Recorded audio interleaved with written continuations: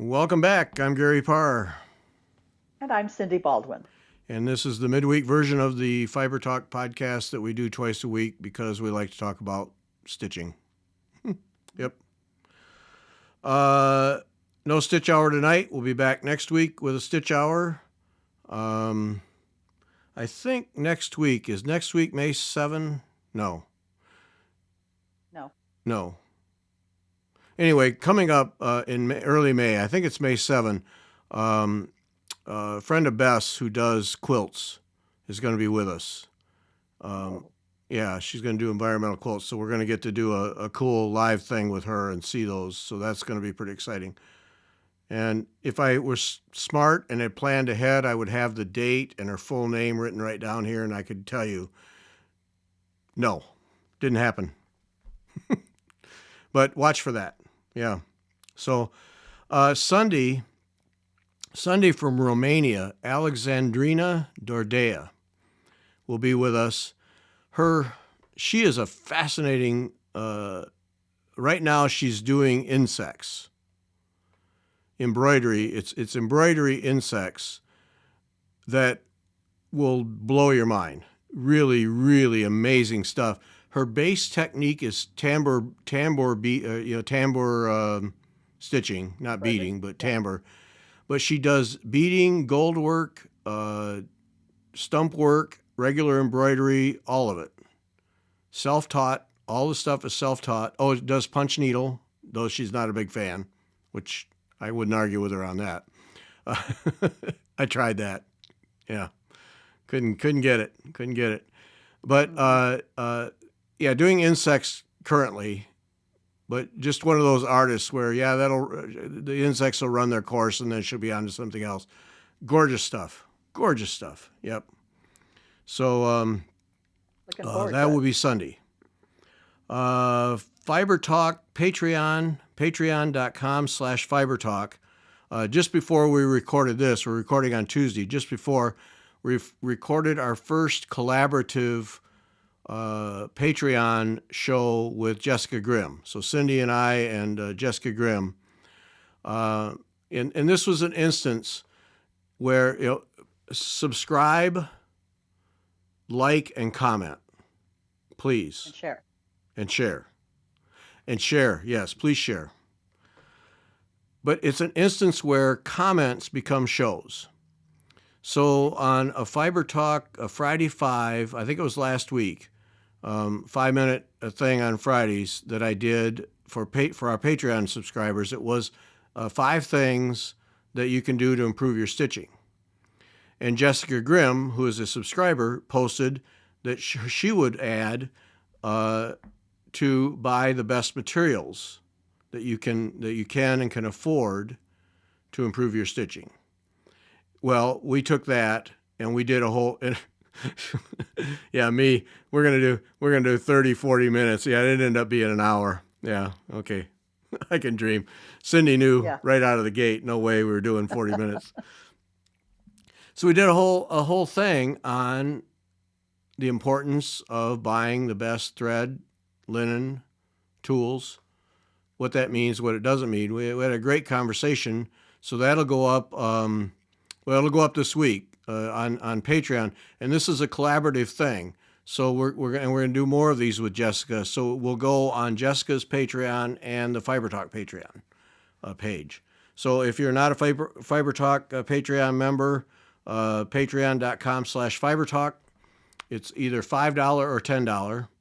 And then highly recommend that you go to Jessica Grimm, that you follow her to get her blog every Monday, because her blog is tremendous. She really does an awful lot of medieval gold work, and you get to learn a lot about, and she travels to museums, pictures, and this amazing old stuff, and she talks about it and how it's done, and then she teaches classes. She's incredible. And join her Patreon too. So we're going to do these collaborative things where we're going to record a show, and then it'll go on both Patreon pages.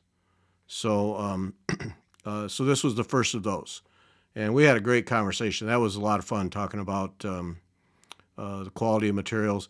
And with Jessica, then for us in the States, you get that European perspective, which is quite different from what we are so spoiled.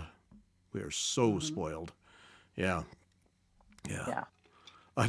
I, I would just kill to send a box. I mean, I would put together a box of thread of all kinds and send to Jessica, but it gets over there and then what she's got to pay to get it in her hands, too expensive. It's really a shame. Yep. Yeah. Well, I asked that Alexandrina Dordea. I asked her about getting threads in Romania. Hmm. Equally tough as it is for most Europeans. And I said, I'll bet when you go on a trip that you come home with a suitcase full of stuff. Yep, you bet I do. You Hmm. bet I do. Yep, Yeah. yeah. Same kind of thing. The taxes, the shipping, everything is just so expensive that, like she said, Hmm. I end up paying as much for the shipping as I do for the materials. So it's just a shame. Hmm. But it was interesting when I asked her about that. She said, I use what I have. I make it work. Hmm. And for those of us in the States, spoiled out of control, basically. But that spoke volumes to me. I use what I have and I make it work to get the look that I want. You Yeah.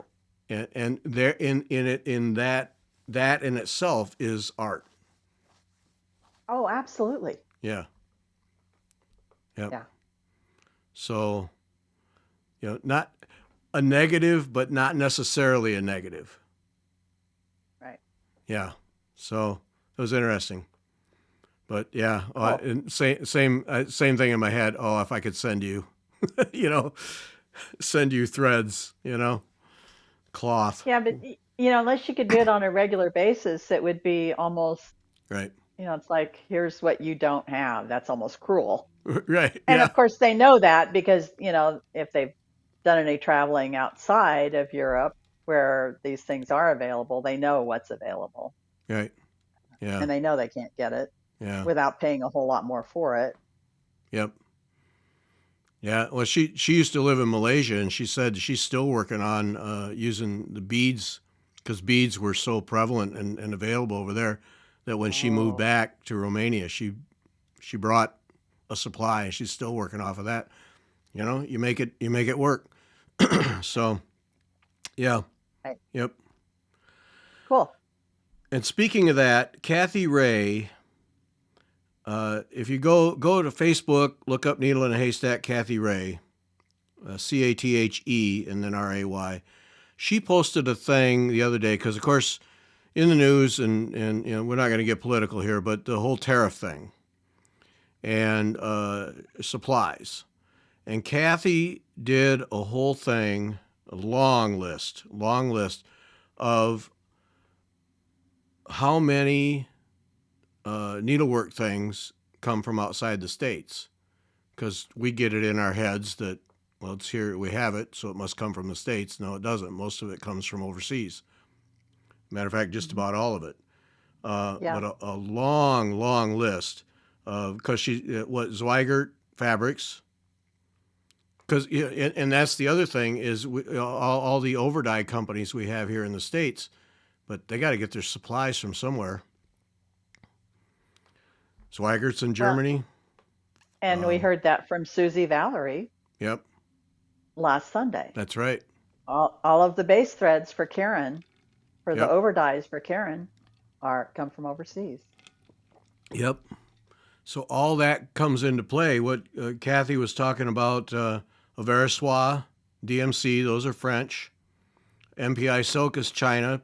Painter's Threads from the European Union. When we interviewed her about Painter's Threads, yeah, they ship all that in. Um, Scissors, mostly manufactured Europe, Asia. Lighting is China. Um, let's see.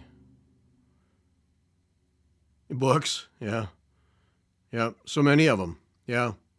All and so you start to watch with these tariffs, at some point it's going to hit the needlework community. And so now you take, for instance, in the cycling world, just about everything comes from Southeast Asia in one way or another. China or Southeast Asia. Carbon frames, actually, most bike frames are made in Taiwan, Vietnam, uh, China, wherever.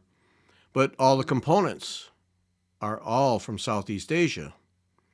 There's very you cannot buy. There are custom bike frame manufacturers in the States, but you Mhm. cannot buy a bike that has everything you need to make the bike work made in the States. It's not even possible. Mhm. And you can get a frame, but all the components have to come from Shimano, which is Japanese and Southeast Asia. And several months ago, I remembered back in the pandemic, one of the hardest things to get was bike chains. Well, I go Oh, through bike yeah. chains. 7,000 miles a year. I'll go through 2 bike chains per bike every year, no problem. Wow. They just wear out. And if you don't replace the bike chain, you start to wear out the cogs and the chain rings, and those are even more expensive to replace. So take care of the Mhm. chain, replace the chain, save the cogs and the chain rings. Back in November, first thing I did after we got the election results, first thing I did was I bought 4 bike chains immediately. They're sitting on a shelf. I haven't had to use them because they're sitting on a shelf. But I remember in the pandemic, you couldn't get bike chains. People were looking everywhere for bike chains and using brands they shouldn't be using just because they needed a bike chain. I thought, I am not going through that again. And I bought 4, and they're on a shelf. Mhm. And Right. so I start to think in needlework, do you start to look at what projects you want to do in the near future if you haven't kitted them up? Should, you know? Right. And I think one of the things that Kathy says is that, things that are in transit now and land on US shores by a certain date are not going to be affected by the tariffs. Right. So there'll be a while for the things to work their way through the sales system. It'll take a while maybe for all of the increased prices to hit. Yeah. So it won't be maybe such a huge shock for us, No. especially in a shop that already has a lot. I mean, most needlework shops have a fair amount of stock anyway right now. And so it'll just be the newer stock that comes in. So, Right. you know, if you need something, probably go get it now. Yeah. Yeah. Yeah. Because it's a higher price, or do they just not take the shipments? Or do they eat the cost? Yeah. And there's not a lot of margin in needlework shops. Nope. So maybe they can take some of the cost. And the same thing is going to be true of people who are dyeing threads, who are dyeing fabrics. They're going to pay the initial cost. But then, are they going to be able to eat that cost, or are they going to pass it on? Eventually, they're going to have to pass it on. Yep. Unavoidable. They may be able to eat it for a while. But so I watch I follow a guy in Chicago who is a fine art restorer called Baumgartner Fine Art Restoration, I think.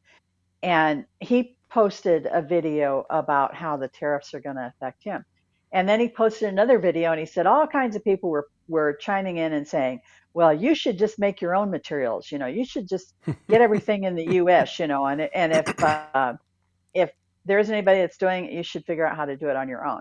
So he starts out with the linen Ah. because so many canvases are on linen. Yep. And he has to be able to patch or add linings to the back or whatever.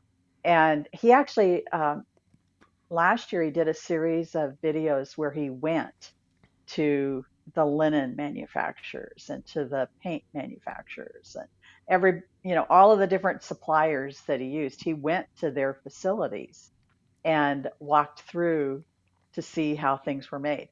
Well, you know, number one, I don't know if anybody grows flax in the US. Yeah, there's item one right there. Yeah. And you can't just have a little patch of flax out in your backyard and expect No. to get much linen out of it. And then and on the video about the linen, he went right to the fields. That's where he started. Oh yeah. And so he followed the process all the way through, from uh, growing the linen to processing it so that the fibers can be removed from it, Uh huh. and that's a long process. That doesn't happen overnight. Right. And then go to the factory where they weave the linen, and this isn't the kind of linen that we use. It's a really heavy, tightly woven, uh, pretty free of slubs, from what I can Uh tell. huh. Uh, just looking at the kinds of things that he works on. How are you going to do that Yeah. here? No, I mean, not happening. yeah, that would, and so that's, again, we're not supposed to be doing politics, but the whole idea is, well, you bring the manufacturing back to the Right. US. Well, that would have been great if we already had brought the manufacturing back to the Right. US and we had everything established, but we don't. No. There aren't people that are making your bike chains here. No. And aren't going to. There and there aren't, no, it's too No. expensive to start. Right. Again, you don't just open these kinds of things in your garage. Right. It's complicated, Right. and you know it from your time doing the manufacturing magazines. Yep. I worked in manufacturing for decades. Yep. To get new machinery, to get the uh, people that know how to run the machines. Yeah. It's not Yeah. easy. No, that's the key thing there. The machinery today, but it's the people who have the skills to run the machines. Mhm. And today's machinery, people think manufacturing and old greasy stuff. No, today's manufacturing is very sophisticated, all electronic, highly. The guys sitting in rooms controlling machinery that is running by itself, replacing parts. You got to know what you're doing, Mhm. calibration and everything. And it's not simple. And then that investment. Somebody who's going to make make linen here. What the whole supply chain just so you could produce the cloth. Yeah, and I mean, there's a video or two that I'm sure many of us have watched where a guy planting flax in his backyard and then showing how to get the fibers out of it. Holy smokes! Uh, yeah, it just doesn't happen. So Yeah, and a whole backyard might yield a little ball. yeah, yeah, yeah, yeah. You wouldn't even get a yard out of it. Yeah, no, Yeah, uh, and then you have to weave it. right. Yeah, yeah. So that's a whole setup right there to be able to weave it in big Mhm. enough pieces if you have the flax. Yeah. Um, Yeah, so we so were talking about this with respect to clothing. I forget who I forget who I was talking to, but we were talking about how in the past, when you had to make all of your own clothing, hmm you often started with wool or cotton that you grew. I don't know if we ever had a big linen industry in this country, but cotton and wool certainly. yeah, And those, women yep, started with the wool and they spun it after they got it into the condition that it could be yeah, spun. yeah. You can't just cut the wool off the sheep and spin it. You have to clean it Nope. and all that other kind of stuff and get all the dirt out of it. And then spin enough so that you can get enough thread to warp onto a loom and weave the cloth. And so that was precious material. Yeah, And we've talked about this before with some of the books that we've read. yeah, There's been a couple out that have come out in the last few years about uh, how important thread was in Right. all of prehistory and Yeah. history, and uh, it's only been in the last few decades that it's been so, I guess, easy to produce inexpensive Right. materials overseas. Right. Yep. I Throw was away. reading something about, yeah, I was reading something about fashion, and there used to be basically two fashion seasons, like a spring and a fall, when they had the big, runway shows Hmm. in Paris and in New York and all of that. And now some of these companies are coming out with brand new stuff every week, Yeah. every week. Yeah. So people see it and, oh, it's new, I got to have it, and they buy it and they wear it a couple of times, and then, it's because it's not well made, Right. it's not quality, it rips or, just falls apart. Yep. And besides that, there's something new. Right. Yep. Well, you So take. we don't have the reverence isn't the right kind of word, but the understanding of Yeah. how important cloth is. Yeah. Well, you take Isabella Pitcher, Prior Attire, who Mhm, makes vintage clothing, and mhm, I mean we both follow her. It's amazing to watch mhm. her work and what she can create. But one of the things that I've learned from her is the actual dress, the outer part was made and kept, and all the undergarments kept you from sweating on and staining or whatever and wearing out that outer garment because you wanted that, and so you would use Right. the cheap fabric for the undergarments, and because that was kept forever, passed down.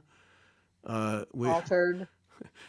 this shirt will not be passed down to anyone, not a chance.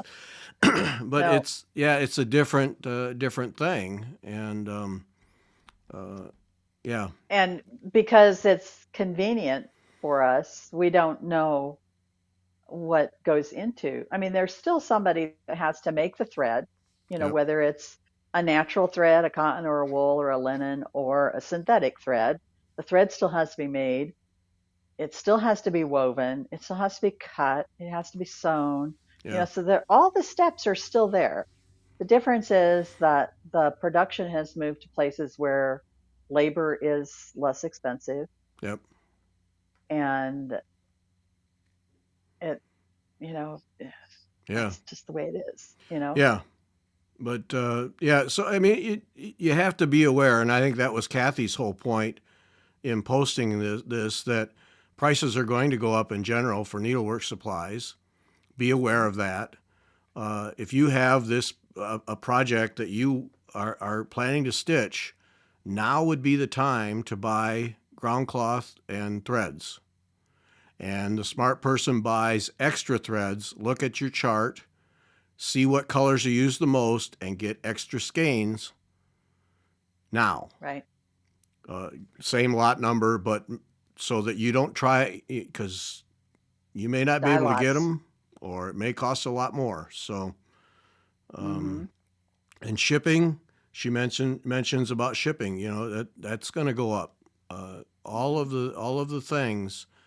So yeah, you know, no matter what your political orientation, the reality of the economics and commerce is that prices are going to go up, and the supply chains are going to once again get altered.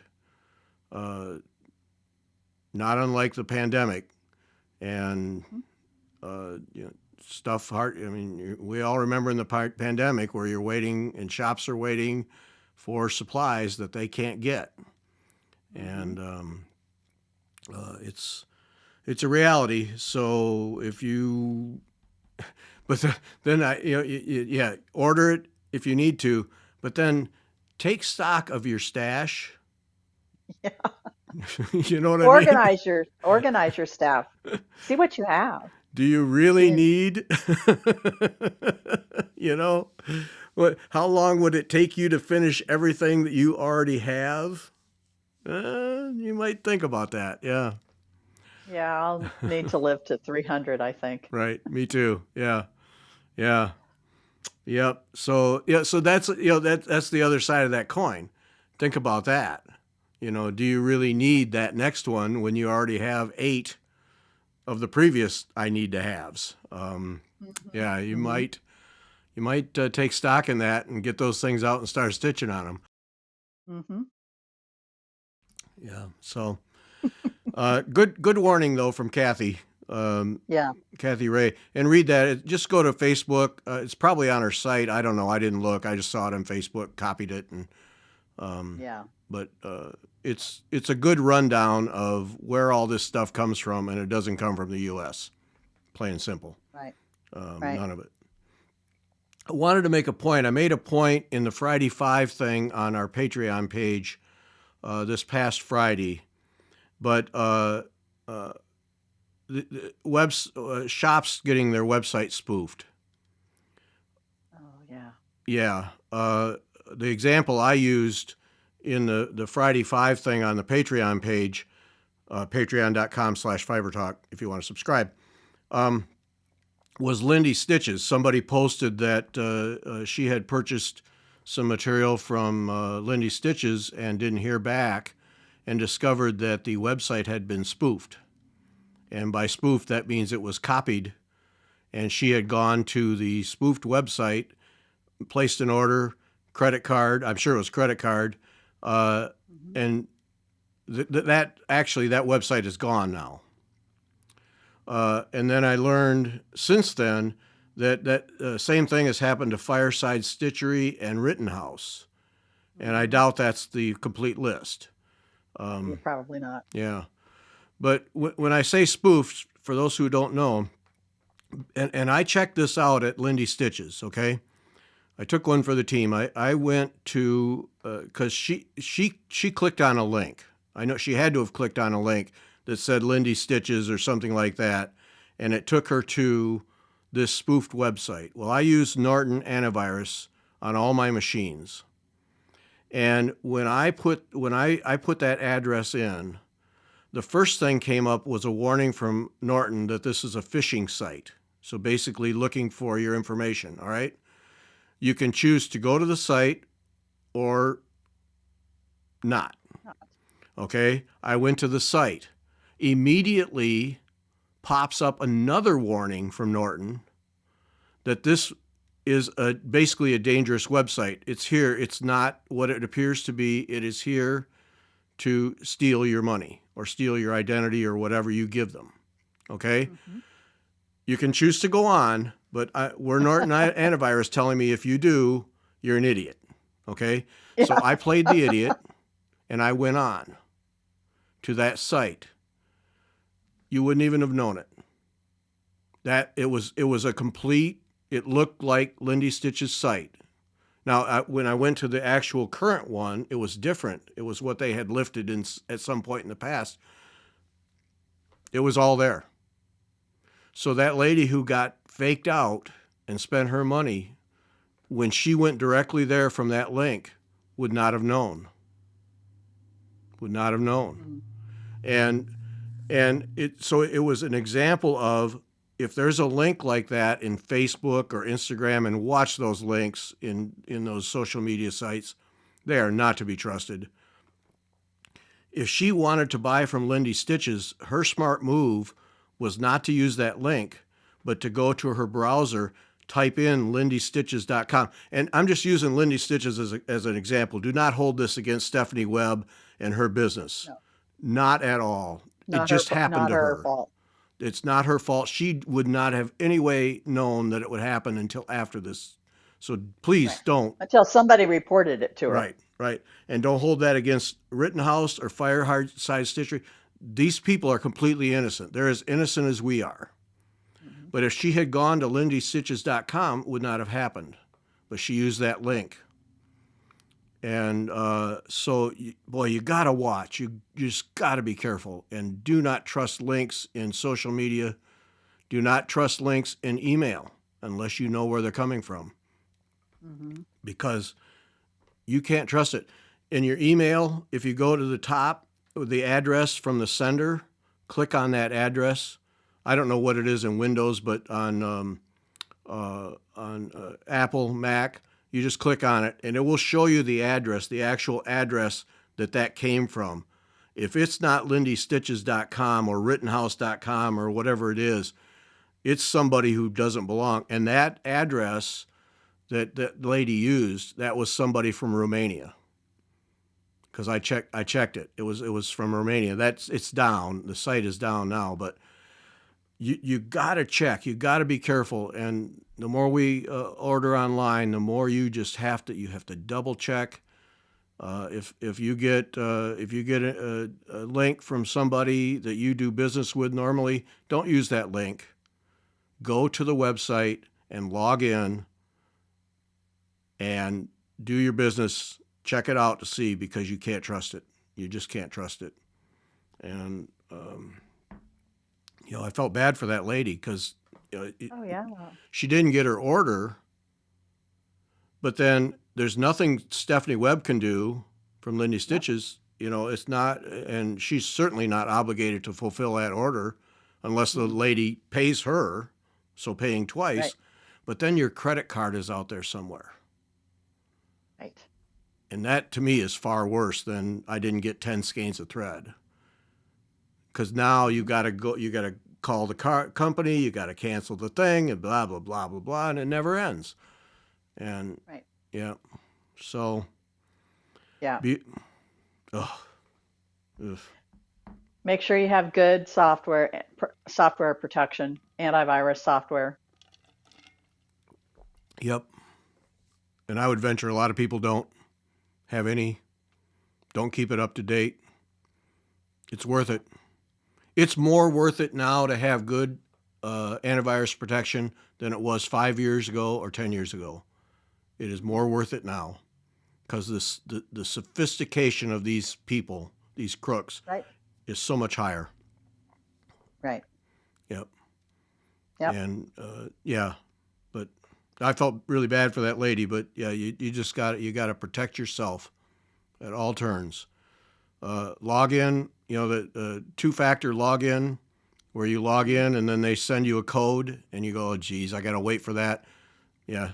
All right. While you're waiting, think what would happen if someone had stolen your identity because you didn't have that second factor and they got logged in and got into your machine. While you're waiting, think about all the damage it would do to you, and then you'll be patient. So, Right.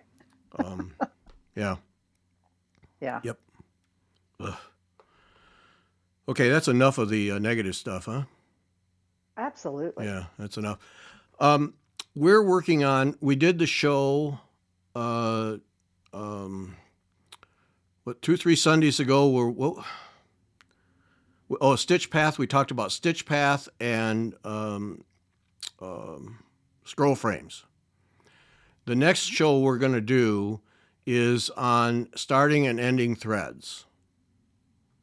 So that's the next one in that series that we're going to do. So if you have questions about starting and ending threads, frustrations you have, whatever, send them to me, Gary at wetalkfiber.com, so that we can make sure we incorporate things that people want to know in that show. But that's coming up. So send those. And then if there are other topics that you would like us to cover in that series, we'd like to hear those too. So send those. Yep. Okay. Sitting in church. Easter. We go to church other Sundays too, but you're there Easter. I've had this thought several times about creating a piece that would go on the altar. One of those big pieces that goes on the altar with a big cross or whatever. Mm-hmm. And I was not thinking of this during the sermon. I actually listened to the sermon, but what would that entail? Because that would be a big project. Mm-hmm. And I'm thinking, all right, then the pressure to make that be perfect. assuming, you know, So Mary Corbett did one last year or the year before, yeah, that's right. She did, didn't she? Yeah. and I think she's getting ready to start work on another one. Does it have to be perfect? No, because how far away are you going to be from it? Yeah. What's Oh, true. where's the front pew? 10, 15, 20 feet from the Yeah. altar? And the back pew, all you're going to be able to see is a gold blob or maybe a gold. You'll see the cross, but Yeah. it'll be, you won't be able to see the detail. Yep. And how many people would be able to tell you, oh, you made a mistake? Yeah. So, Yeah. no, it doesn't need to be perfect. So there's some flexibility there, but Yeah. durability, Durability. Hmm. that that you need to build into the system. Yeah. Yeah, and I think that what Mary did was to make hers removable. So the embroidery was mounted on some other kind of ground cloth Okay. so that it was stitched onto the altarpiece, but probably fairly, I don't want to say loosely Mm-hmm. because it needs, that's heavy embroidery. Yeah. So you don't want it to, come off of its own accord. But stitches that could be easily removed. Yeah. So the altar cloth could be cleaned or replaced Mm-hmm. easily. Yep. Yeah. Yeah. That would be key because you don't Hmm. want your stitching being cleaned by people who don't know what they're doing. Yeah. Ruined. Well, it depends on, if you've done gold work, obviously Right. that can't be cleaned. If it's some other kind of needlework, quilting or something like that that can be cleaned, then, Yeah. you know, Yeah. that's another But durability situation. would I would put durability at the top of the list. Hmm. I Hmm. mean, other than a beautiful design. I mean, obviously, but Right, right. uh, and then I think you'd want to go to a church to the church council, whatever it is, and you before you put hours and hours in, you want to make sure that they actually would use it. you know, yeah, yeah. Hmm. Get permission. Make sure that and that's the other thing that would come into play is churches have different seasons: Right. Lent, Easter, Advent, Christmas, and Christmas. Second Sunday after Christmas or whatever, however they do. So the colors uh, come into Hmm. play. I know Hmm. when I was in high school, my dad and I sang in a choir. We were Baptist. I'm Lutheran now. I'm grumpy Lutheran now, but at the time we were Baptist. And the choir robes, we had different stoles, different Hmm. colors for the different seasons, and there was a chart on the wall. This is what This is what you wear um, when you put your robe on. So you got to make sure the colors and make sure they're the right colors. Like if it's green, you better make sure it's the green that The right starts. green. Yeah, Yeah. yeah. But I just think it would be a fun thing to do, and it's something that you could do as a guild. Hmm.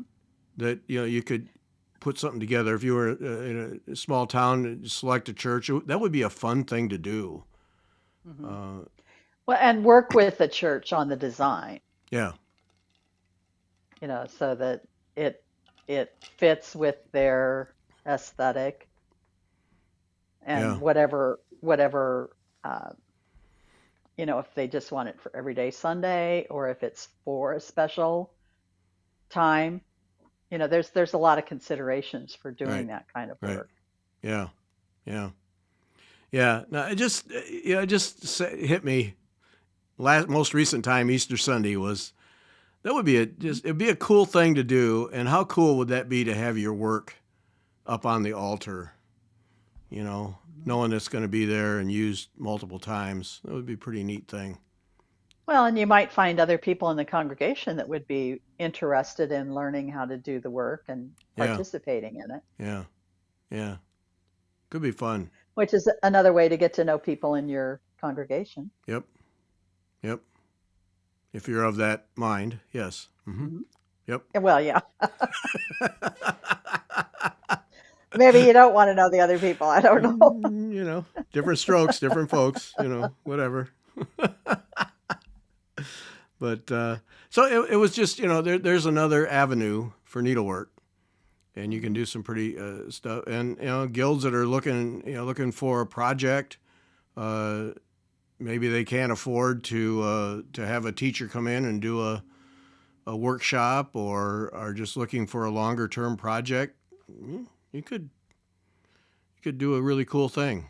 Hmm.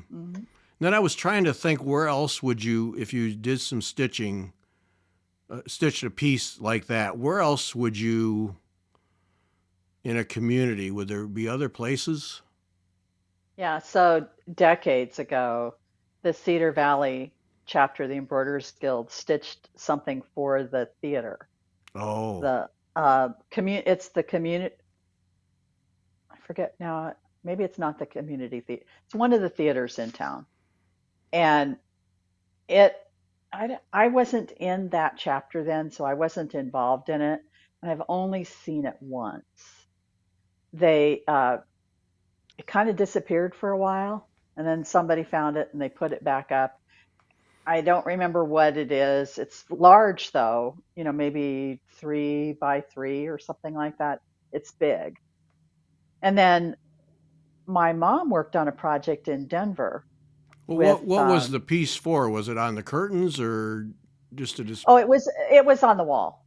Okay, It was framed and they just hung it on the wall. okay, all right. And something symbolic of the theater in Cedar Rapids, I think. Mm-hmm. Like I say, it's been a while since I saw it, and I don't Yeah. remember for sure. Uh, my mom participated in a big project in Denver where they did some tapestries for, I forget which building, a civic center, I think maybe. And an artist designed the tapestries. There were four of them, and they were seasonal of the mountains, Mm-hmm. and then the paintings were small, you know. And then one of the shop owners in Denver back then, and again, this was decades ago too, enlarged the paintings onto big canvases. Oh, They were probably maybe 8 or 9 feet long, really? a couple feet wide. And then people would just, they stretched them, put them on slate frames probably, or gigantic stretcher bars, and they were set up so people could just come and work on them. I have no idea if those are still hanging, but I know they were up for a long, long time. Uh-huh. There's a lot of guilds that do these kinds of things for civic product projects, Yeah. Yeah. which might appeal more to a guild with a lot of different people who attend different kinds of churches and things Right. like that. Maybe they don't want to do something for the Lutherans because they're, Yeah. I Right. don't know, Buddhist. Yeah. Yeah. But you might find maybe you do something for City Hall that is representative of your city. Mm-hmm. Yeah. And Yep. and again, like you say, it's a good project for a guild to do. Yeah. Well, now that you mentioned that, libraries come to mind too. Oh yeah, libraries. Yeah. Yeah, Yep. museums. Mm-hmm. Maybe. So the Cedar Rapids Art Museum thinks that needlework is craft, so they don't want anything to do with us. Okay. Okay. They're missing out. Yeah. Yeah, yeah. Yeah. But I don't know, maybe there's other kinds of other museums, maybe local small museums that would be interested in having an embroidery. Yeah. Yeah. That's a different avenue. Share the Hmm. share the art. Share the Yep. yeah. Except for people who think needlework is women's work. They don't get anything. Yeah, right. No. Sorry, you're out. Yeah. Yeah. Yep, you're out. Uh-huh. Um, The other thing that a lot of thinking time, a lot of bike riding, a lot of thinking time. When we look at our stash, Hmm. and which, as we've already described, we'd have to live forever to use it all. But I wondered how many people have that piece of cloth or set of threads that they bought for some special project. And the years have gone by, and Or or they bought them because they were beautiful and they're saving them for that special project to come along. mm-hmm, yep. When's that Yeah, going to when does happen? that happen? Yeah. Yeah, yeah. But there's a psychological barrier there, I think, of okay, I bought this because I really thought it was special, and someday I'm gonna use it for the shining example of my crowning achievement of my needlework career, blah blah blah blah blah, and then you never use it. Yeah, we're not alone in that. I hear that from quilters. Oh, I hear it from people who do clothing construction. You know, you buy that beautiful piece of silk and then it sits there yeah, for years because you are afraid to cut into it. You don't have the right pattern. Um, it's too good to use. You know what? yeah. What'd you buy it for then? Right. Yeah, but you have that mental process of oh, I bought this yard of linen. Oh, it's so beautiful. Well, cut it and stitch on it. Oh, but oh, I'm waiting for Oh, something special. that first cut is so hard to make. It is. It is. Yep. What if I cut a 10 by 10 piece out of it and then I need more for the next piece? I've ruined it. I have to buy another yard. Yeah. Yeah. And there is a mental thing. When I was setting up all those projects here a couple 3 weeks ago, the one that I'm going to use for the modern folk embroidery piece, it's a big sampler. I had a full yard, Mhm. and just before I cut, there was that moment. I've got this big, beautiful yard of this gorgeous linen. Do I want to cut this chunk out of it?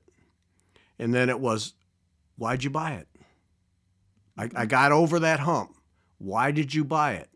So it can sit in a drawer all folded up, or so you can stitch Mhm. on it and have a nice design. But there was Mhm. that moment, and I said, no, you idiot. You bought it to use it. Cut it. Cut it. And now I Yeah. have a, a couple of pieces, smaller pieces, that I don't know what I'll use them for, but I've got this piece that sampler is going to go on, and it's going to look really nice. But yeah, I had to get over that. Had to get over that. Yep. Mhm. Yeah. So I Yep. find the psychology of it all very fascinating. You know, and I'm sure woodworkers. I'm sure you could go to any woodworker. And he's got this piece of blah blah blah blah blah exotic wood, waiting for that moment. You know. Yeah. And there it sits. Yep. Probably true of any hobby I that would is guess. some kind of a maker. Yeah. You know, there's always the materials that are just a cut above the normal stuff. You know, the normal stuff, no big deal. You use that all the time. But then you've got this special thing Yep. that you're saving for what? Right. Right. Yeah. Yeah. East African teak wood. I have a 4x4 piece of East African teak wood that I'm saving for that moment. And yeah, cut it up, use it. That's what you Yep. bought it for. Yeah. But Yep. Make something out of it. yep. There's a moment though. There's that mental moment where, oh, I don't know. I don't know. Yeah. Okay. That was the Yeah. extent. What's that? I I don't think I buy stuff, special stuff. I mean, I've got a lot of silk threads and Mm-hmm. I don't use silk threads all the time. But when I I I buy for my stash because I think I will use them eventually, not because there's something special. Yeah. I just like the color. I like the way it feels. It's a color that I know that I'll use for something. And Mm-hmm. then when I start a new project, I look at what I've already got to see if I can use any of that. Right. But see, okay, so there's, and a moment ago I was wrapping this up, but this is, Oh, but sorry. no, but that's a point because you're also over that hump, that mental hump of buying a design or a chart, and you don't vary from the prescribed Oh, yeah. threads. When you buy a chart, the first thing you think is, what colors am I going to use? See, Yeah. and see, you're on the other side of that fence. It's not, Hmm. yeah, you're going, what colors am I going to use? Get me home so I can get my threads out and see what's going to work. Yeah. And now we are talking about counted canvas for the most part. Mm-hmm. I I really don't change cross stitch, but I do more counted canvas than cross stitch. Right. You wouldn't know that by if you saw the charts I have for cross stitch, Yeah. but it really is true. So gosh, I don't know when the last time I stitched a counted canvas piece and used the color. Oh, I know. Uh, I've done that with some of Debbie Rowley's things. I've used the colors that she specified because I Yeah. really love the colors. Yeah. Well, yeah. But most of the time, I'm changing the colors. I'm Right. using threads I have Right. because I have a lot. Yeah. But see, but that's, you have a lot, but you bought them for a reason, and you immediately, like I said, get me home so I can get the threads out and figure out which of these I'm going to use. There's probably nothing really special to you that, oh, that's set aside for this moment in time. It's these, they're basically an array of tools you have to achieve the look you want. Now, if I've bought a thread for a project or a piece of fabric or beads or whatever, I put that with the chart Mm-hmm. so that I don't lose them. Yeah. Now, will I ever get around to doing it? Maybe not, but they're together. And so I don't have to think, okay, I think I had fabric for this. Where is it? Yeah. Yeah. Yeah. Or, I had some threads I wanted to use on this. Or so if I buy things specifically for a project, I keep them together. Mm-hmm. I put them in a Ziploc bag or, something Yeah. to keep them together. Yeah. Yeah. And see, and I've made And that mistake. Oh, go ahead. I also make a note. I use X Stitch, the X Stitch app, to keep Oh, yeah. track of my fabrics and threads and stuff. So when I put a thread in a project, I note on the X Stitch app which project I use that thread on. Oh, ah, there it is.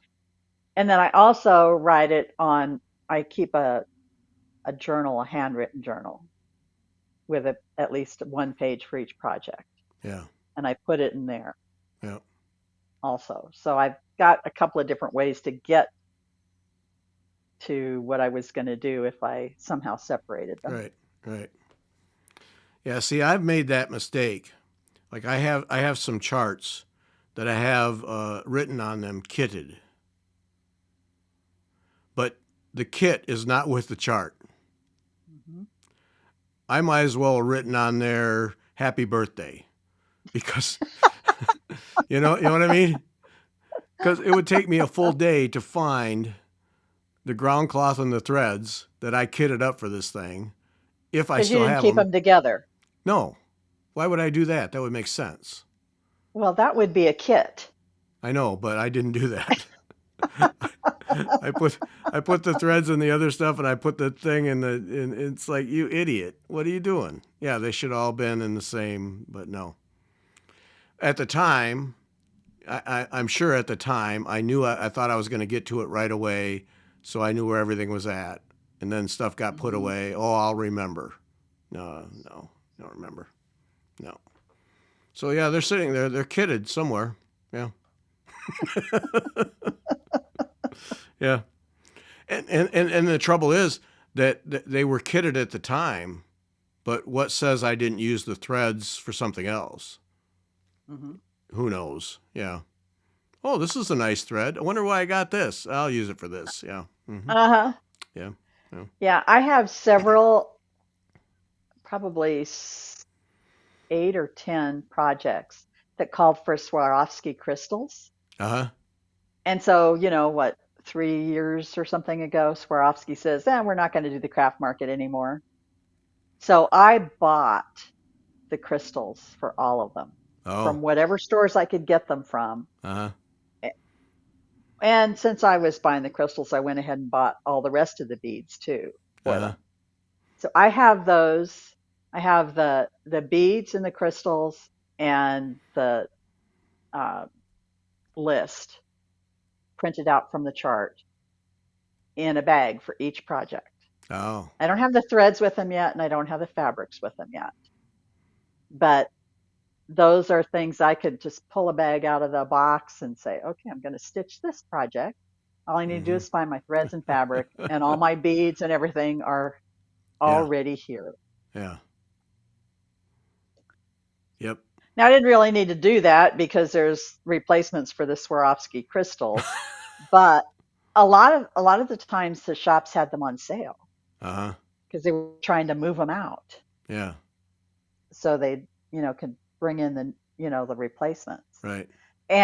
And there's, to find the exact color or a color close enough without having a bead shop, which we don't have anywhere near here either. Right. Yeah. Yeah. It was just easier for me to get everything when Swarovski crystals were still Right. available.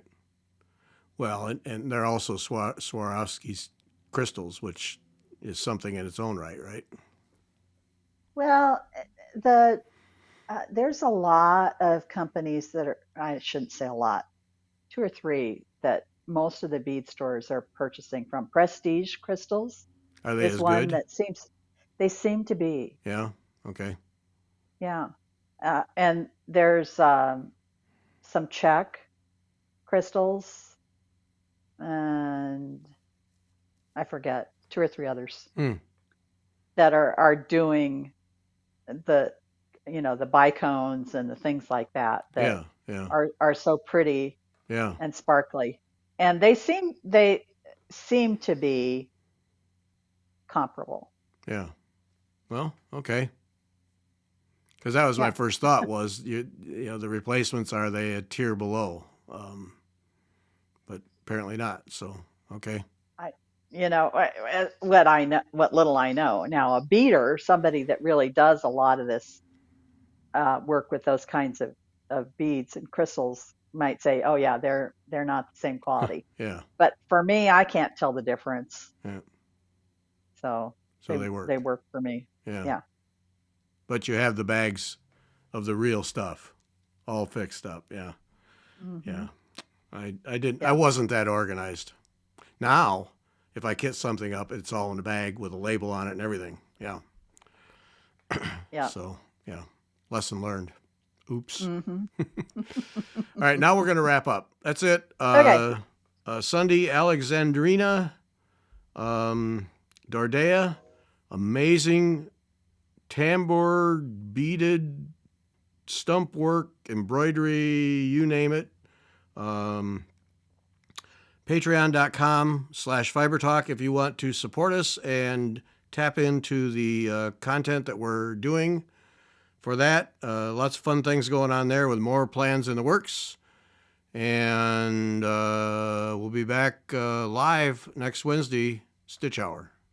Thanks for listening. Bye. Bye.